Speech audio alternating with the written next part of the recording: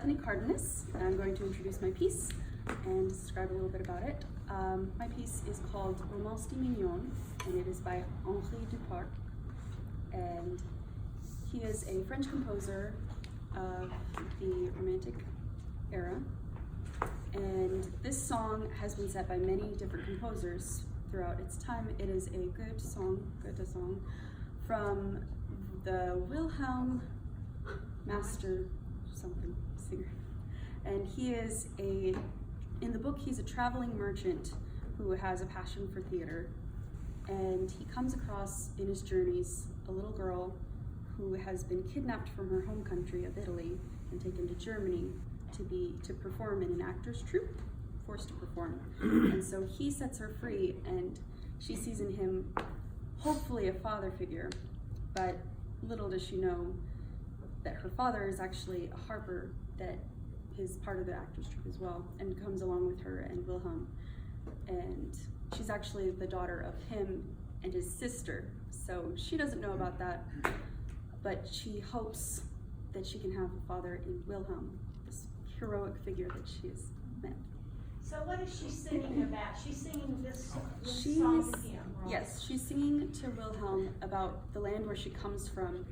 She's asking him if he knows the land that she remembers.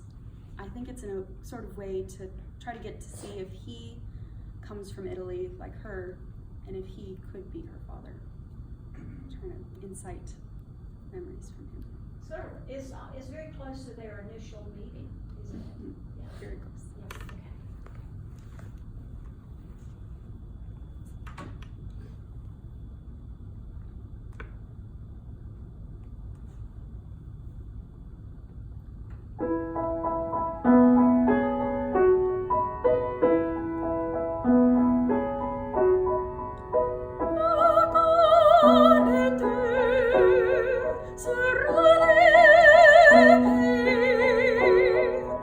Oh,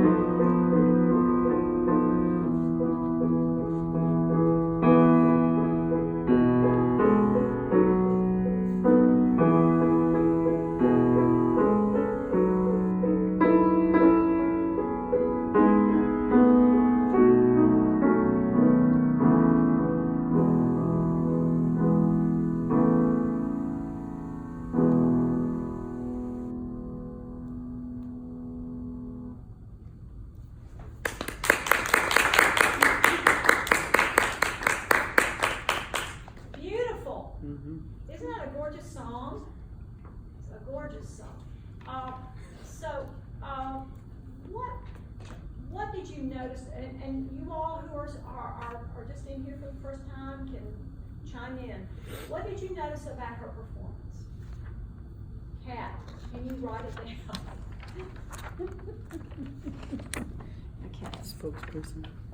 A couple of breathing issues just from nerves, beautiful dynamic shifts. Less hands and don't be scared to move your feet. Yeah. Okay. Lovely facials and great tone. Okay. Very nice. All right. Anybody, you want to say the same thing? Well, similar. Just I saw at points it looked like you wanted to walk forward and you got on your tippy toes and you were like, ah, and then you went back. So if you were going, like, I don't know if that was just maybe a thing. I don't know if that was a technique that you were trying. I don't know. But it looked like you were trying, yeah, like what she said, trying to walk forward, but you didn't. So. Yeah, the impulse to move. Yeah. So go ahead and let it happen. Okay. One of the things I want to congratulate you on is the fact that you forgot words, but you didn't let us know you did. Oh, I didn't know that you forgot words. What happens a lot of times when we make a mistake while we're singing? We shut down. We shut down and we show everybody that we've done it, okay? She forgot words, and I mean, it's happened to me. I mean, I told you that was a recital I gave and I skipped a whole verse musically. You know, and the companies just kept right on, but no one knew, and I had students that had sung that song and said, Dr. Isley, I didn't even know you noticed that happened. I said, well, if you don't let the audience know, they usually don't know. Okay, so you have to continue on, even when you forget things. If you come in wrong, you have to just continue on and not let us know that it happened. What are you going to do if you're in a musical or an opera and on stage and that happens? Can you stop? No, you can't stop. So it's the same thing with if you sing, if you forget words, you just keep going.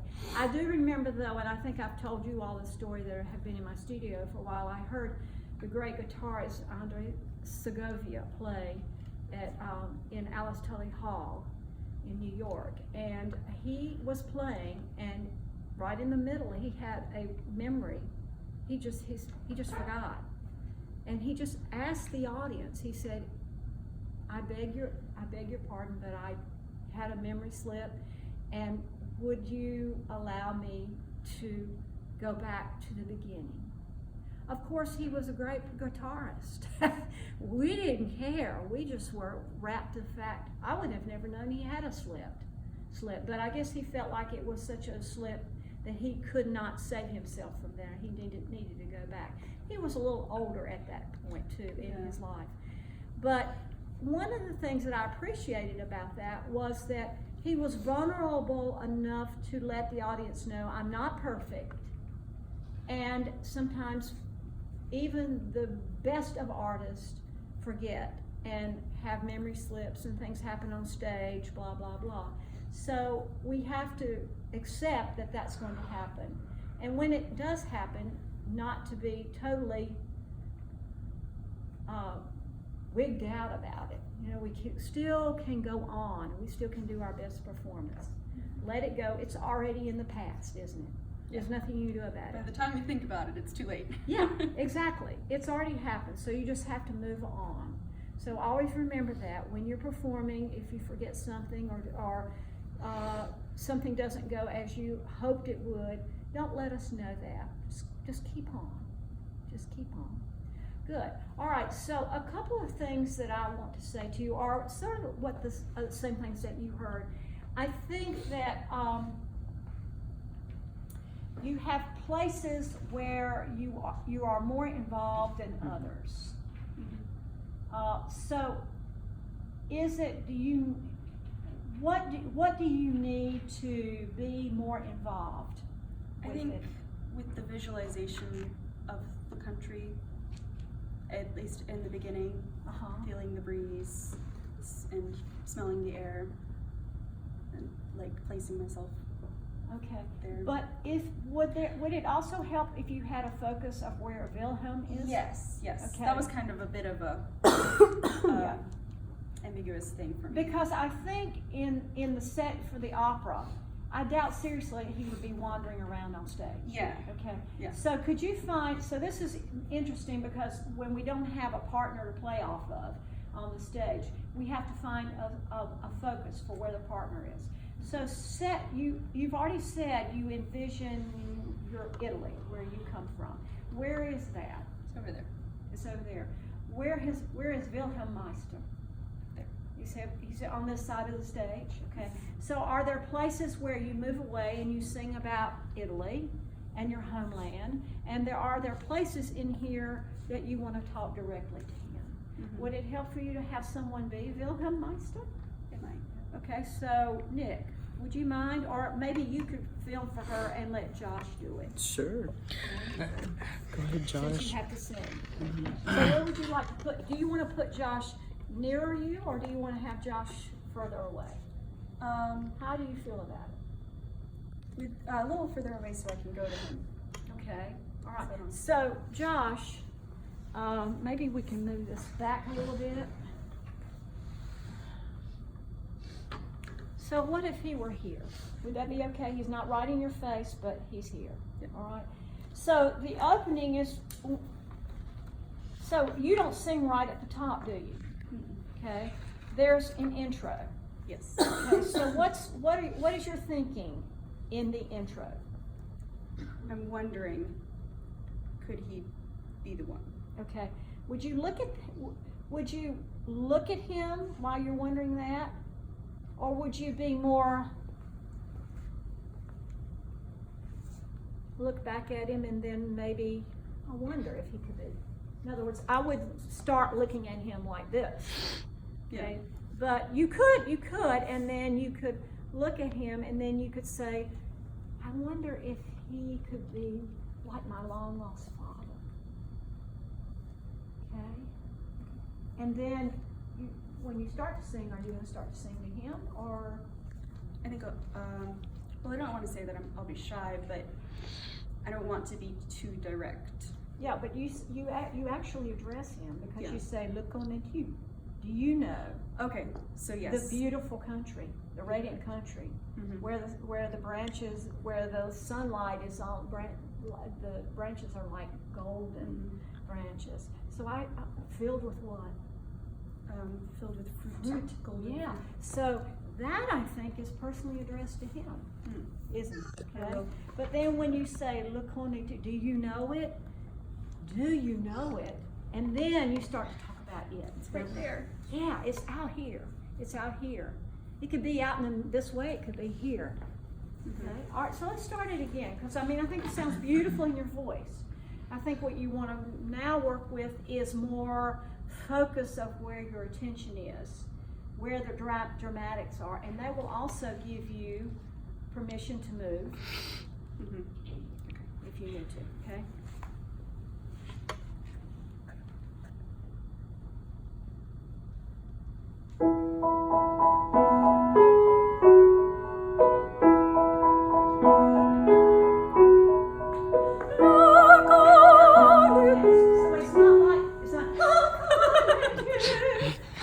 You were coming after him. Okay. So maybe look at him first and think, do you know? And then, or you can think to yourself, I really like him. I wonder if he could be like a dad to me. And then move a little bit and then look back at him. And then come to him. Look on at you. Okay?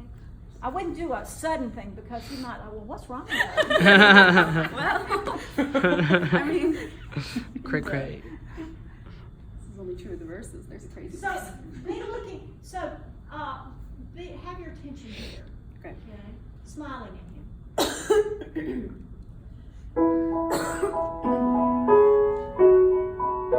I think, could he be my father?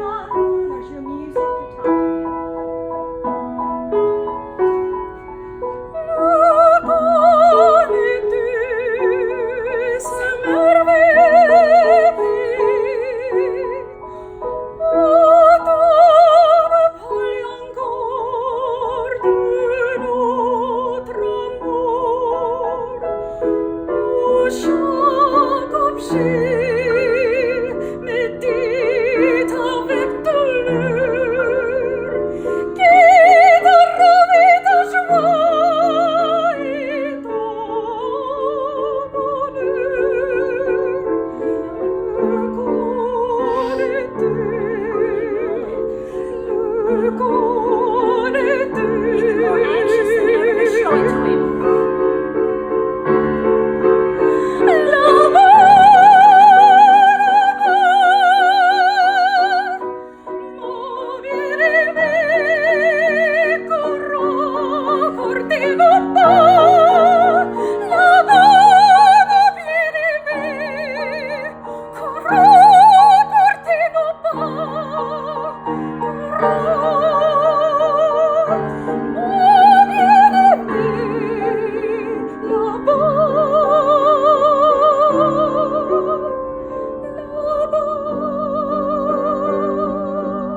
Stay with him a little bit longer. Then think about it again. Oh, it's so beautiful. I wanted to show it to you. There it is.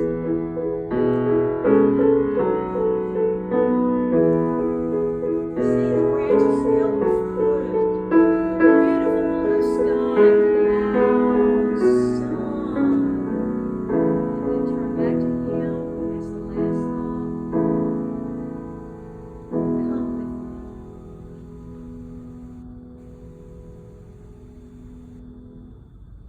Okay. So was that any better vocally? Yeah. Yeah. Because she personalized what she's seen. I thought your voice sounded even more beautiful this time around. And I know it's the second time, so you're just more relaxed. But how did that feel to you? It felt good. It felt like I had a focus, and it was And it's true. more important. Even with art songs, we need to have this kind of focus. You know, I always tell you all, when you sing an art song, this is an art song. It has an innate story because it comes from a literary work where it's a long story. Yeah. Okay, so you don't have to imagine, but sometimes we're given art song text, and music, and there's no story. So we have to come up with our story, always, in whatever we sing. Okay? So for you new babies, that's something to think about when you're performing. That's once you've gotten something learned and memorized, and a technique is a little bit more settled, then that's another level of singing that we always want to bring to our performance. Okay, thank you very much.